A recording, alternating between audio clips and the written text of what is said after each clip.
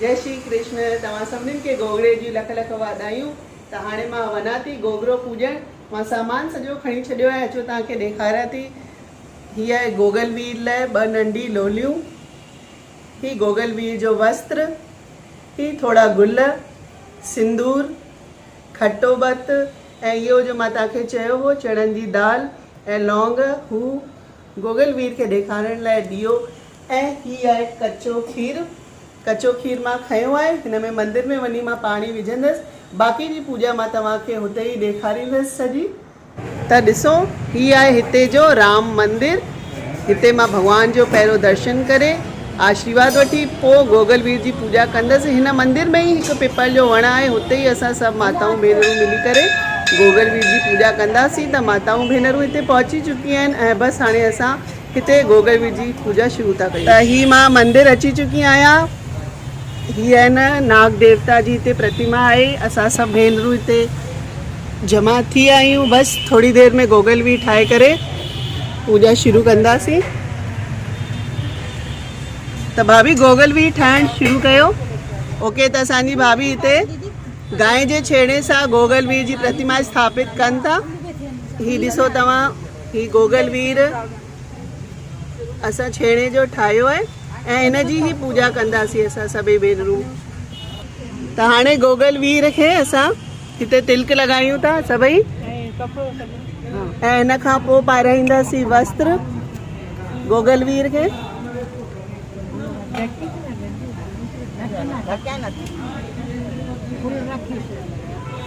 सभिनीनि चाढ़िया आहिनि। हाणे गोगल वीर खे असां गुल चाढ़ींदासीं सभई।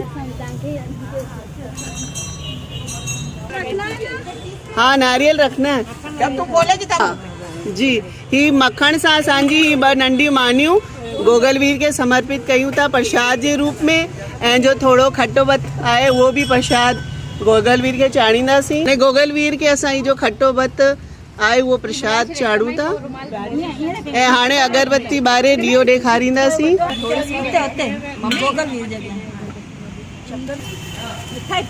नाग देवता के असां कच्चे खीर ऐं पाणी जी लोटी चाढ़ूं था। त हाणे मूं भी आरती जी थाली वरती आहे ऐं भगवान जी आरती मां भी कयां पई। हाणे असां हिते कथा शुरू कयूं था। जय गोगल वीर जी कथा। हिकु माता हुई, हुनखे हिकु धीउ हो, हिकु पुटु हो। त पुट जो नालो गोगल वीर हुयुसि। रोज़ पुट खे खीर थधो करे रखी छॾींदी ऐं घिंड वॼाईंदी त अची गोगल वीर खीर पी वेंदो। हिकिड़ी माईअ खे कमु हो त ॿाहिरि वई, पंहिंजी धीअ खे चई वई गोगल वीर जो खे खीर। गोगल पुटनि जो रखपाल, गोगल भाउरनि जो रखपाल, गोगल घोट जो रक्षा, गोगल थदड़ीअ छा। त ये असांजी चणनि जी दाल ऐं लौंग थोड़ा भगवान खे समर्पित करे बाक़ी घर खणी वेंदासीं। जीअं मां तव्हांखे कथा में ॿुधायो कि तिजोरी में रखंदासीं। हा बनो। नारियल खां पोइ हाणे मिठाई चाढ़ींदा आहियूं। हिते हर साल माताऊं भेनरूं सुखा करे वेंदियूं आहिनि ऐं पूरी थींदी आहे त मिठाई खणी ईंदियूं आहिनि। के ईअं ई बि खणी ईंदियूं आहिनि, के आश जी खणी ईंदियूं आहिनि। त हाणे सभई मिठाई चाढ़ो। त ही गोगल वीर जे अॻियां लड्डू, पेड़ा, मेसू पंहिंजो सिंधियुनि जो ही सभु असां भगवान खे समर्पित कयूं था। भगवान सभिनीनि जी आश पुॼाईंदो ऐं असांखां कोई बि भुल चुक थी आहे त हुनखे माफ़ कंदो। ऐं ही हिकु भेण खणी आई आहिनि गुलाब जामुन। ही सभु भगवान खे प्रसाद लॻण खां पोइ असांखे बि मिलंदो प्रसाद। हाणे पलव पाए असां हिते पूजा कंप्लीट था कयूं। त हाणे मां गोगल वीर जी पूजा करे घर अची चुकी आहियां ऐं अॼु आहे सावण जो पहिरियों सूमर। त असांखे अॼु सूमर जा सॻड़ा बि ॿधणा आहिनि। त ही हो अॼु जो गोगल वीर जो ब्लॉग। तव्हांखे कीअं लॻो कमेंट करे मूंखे ज़रूरु ज़रूरु ॿुधाईंदा। अगरि ॿियो कुझु नथा बि लिखी सघो त जय गोगल वीर, जय श्री कृष्ण बि लिखंदा त मां सम्झी वेंदमि कि तव्हांखे वीडियो वणियो आहे। तव्हां अहिड़ा ब्लॉग ॾिसणु चाहियो था या न, उहे बि मूंखे कमेंट करे ॿुधाइजो त मूंखे आइडिया अचे।